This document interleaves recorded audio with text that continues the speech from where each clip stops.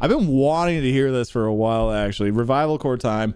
I heard a little snippet of this on Twitter, because I'm never... X is so lame. It's so lame. But Twitter, and it sounded pretty cool. But this is I Promise the World Bliss in 7 languages.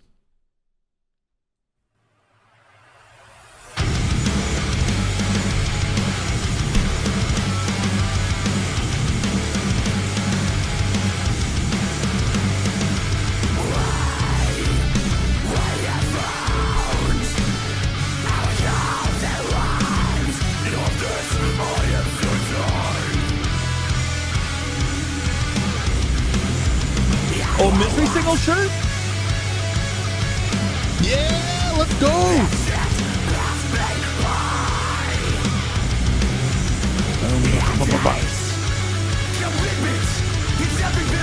Oh, the spoken word.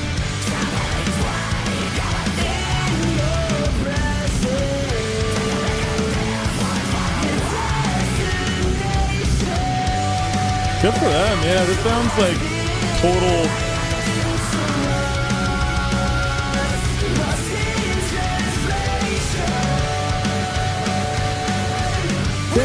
Down. Ooh.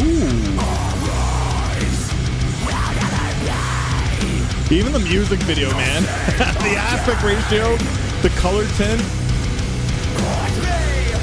This is so stupidly 2000s. It's kind of funny.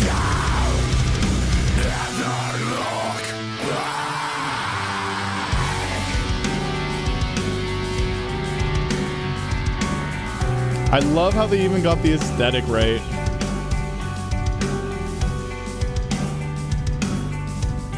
The black shirts with the cursive fonts that they're wearing too and stuff. Misery signals, that's based as hell. With an uncertain future. And the spoken word parts. Yep. But with the certainty of prosperity. Does every promise I ever made become untrue?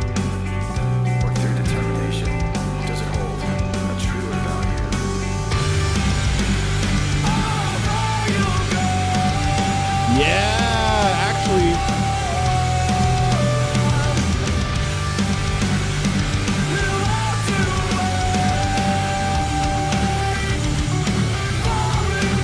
There we go.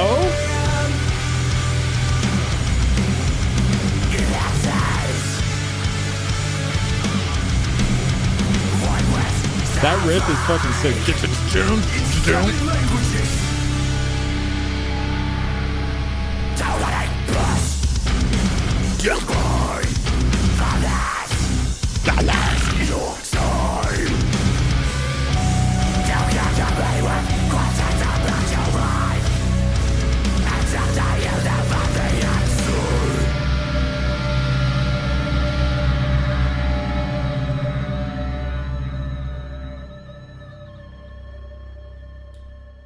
Well, look, I can see why there's getting some hype right there and then. I think this is one of the stronger revival core sounding bands, because we hear a lot of revival core on these streams, and I always find that it's just following old style, like the classic bands, but they never do like anything overly too interesting. They're just using the exact same ideas from those bands prior, like whether it's like panic chords or these screams, and like you can totally argue this band's doing this exact same thing. But what I like is that the clean, sane moment, I think, was a standout part of the song, because it actually sounded just as good or even better than some of the bands back in the day. I really like that part, because like one of the main things about this style of music wasn't just breakdowns and roars and, you know, panic chords. That we actually had a lot of memorable vocal moments, like the hooks, the choruses, the melodies from the singers were actually fantastic. Hence why emo was such a huge thing.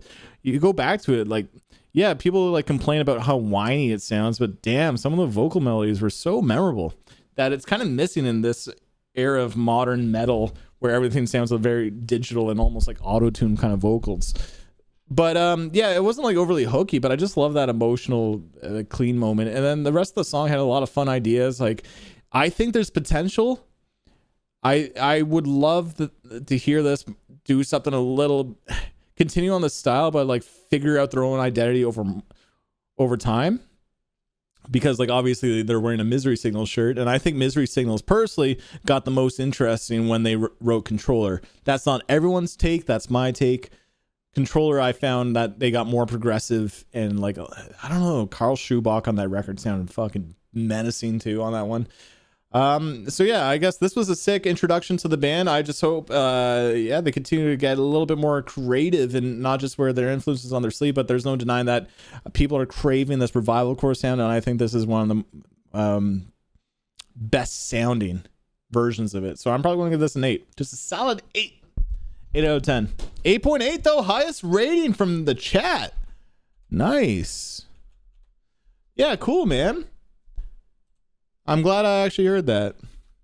Like, Greg Ruggiero, he's not here anymore. But yeah, he sends a lot of revival core stuff, and I'm like, it's missing something. I don't know what it is, but it's not hitting as hard as the stuff in the past, which I'd rather go to, but I found this just as good.